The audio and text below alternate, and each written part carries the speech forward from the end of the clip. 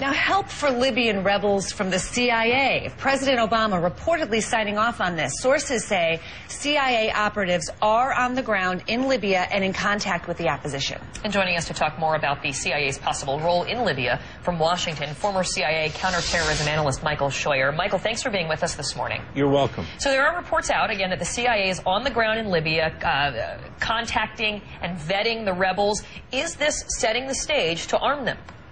I don't think there's any other possible reason for it, and the president clearly has sent the agency in to find out who he is supporting and to see what kind of material, human material, we would have to work with if the president decided to arm and train these people over the longer term. Yeah, and you're concerned about this prospect. You think it could become another Taliban situation for the U.S. What, in your mind, is the worst-case scenario here? Well, Libya has been very strong in sending young men or having its young men go overseas to fight in Islamic insurgencies in the Balkans, in Chechnya, Afghanistan, especially Iraq, when the height of the fighting was there. Those that don't get killed, of course, go home. And I think the core of the resistance, whatever little military ability they have, is probably made up by people elsewhere we would call mujahideen. And so it's a dicey proposition to be getting involved with this. I'm not sure that the opposition, if it takes power, is going to be much better than was Gaddafi. But that's why you need to have the CIA, I presume, in there vetting, as we said, who are these people, who are the elements that are funding them or supporting them, who are the politically the most palatable and the least palatable among them. The White House saying that no decision has been made. I have a question for you as a CIA veteran, I guess. I mean, the fact that we even know about this, is that unusual? I mean, should we just assume that the CIA in this sort of a situation would, of course, be in there on the ground? Well, you have to assume that the president wants the best information that he can get. And if he wants to have that information, he has to have somebody on the ground. And so, yes, I think you assume wherever there's trouble, you'll find the agency. The other point I would make here is that vetting the people who are in the opposition, of course, is you're only able to do that to the extent that they're willing to talk to you. I think the agency will find a lot of people who are pro-democracy and westernized happy to talk to them. The more Islamic-oriented people aren't going to talk to them because that would bring into question our air support for them.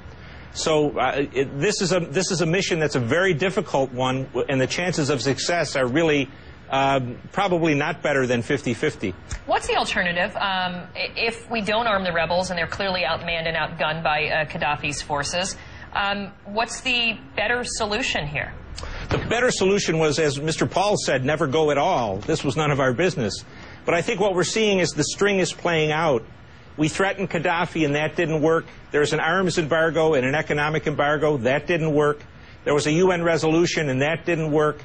Aerial bombing has continued and has impact, but it hasn't defeated him. Now we're at the stage where we're going to try to apparently try to train and arm the resistance. That takes a long time. I don't know if we have that time against Gaddafi. What we're seeing is the president putting himself into a corner where his only option is ground troops. But that's something that is that's something that no one says that they want to do in this administration. I mean, they simply don't want to do that. They want to... Well, they don't. Well, the choice may come down to admitting that it was a mistake and being defeated in the sense that Gaddafi survives, or putting ground troops in. Nations are a lot like people. They don't like admitting to mistakes. And maybe they don't want to put them in, but when it comes down to looking defeat in the face, I wonder.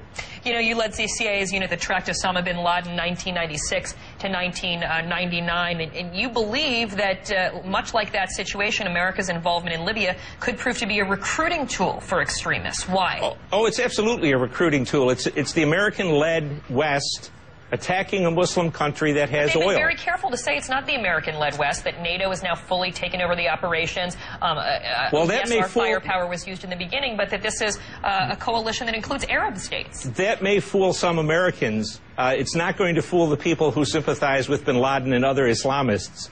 This is really a U.S.-led operation. And you talk about the Arab states that are involved. The Arab states are tyrannies that are hated by their own people. This is a piece of theater set up by Mrs. Clinton and Mr. McCain and the bipartisan group that loves to intervene abroad.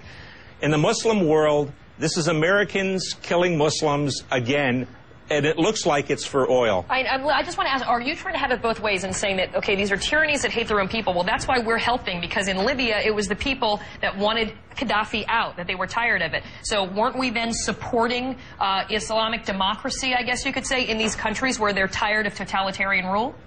If we were supporting Islamic democracy, that would be one thing. But if you listen to Mrs. Clinton, and especially the rather crazed Miss Rice at the UN, this is all about democracy in a world where democracy is not going to take hold.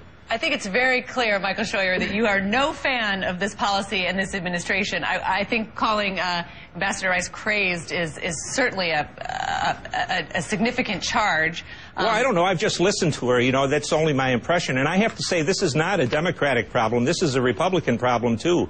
Both parties love to intervene in other people's business where there are no U.S. interests at stake and where we spend enormous amounts of money at a time when we're nearly bankrupt. That doesn't seem to me to be a wise practice of American statesmanship. And that's a whole other story. That to call the United States bankrupt, the United States is running humongous deficits, yes, but the economy and this mission in Libya are two separate issues. They're not separate issues, ma'am. You're just carrying the water for Mr. Obama. I'm certainly not carrying anyone's water, and I will assure you of that. Michael Scheuer, thank you so much for your time. We've had a very long, exhaustive interview. You had plenty of time to give your point of view on that. We're going to be right back. It's 38 minutes past. Thanks, Michael.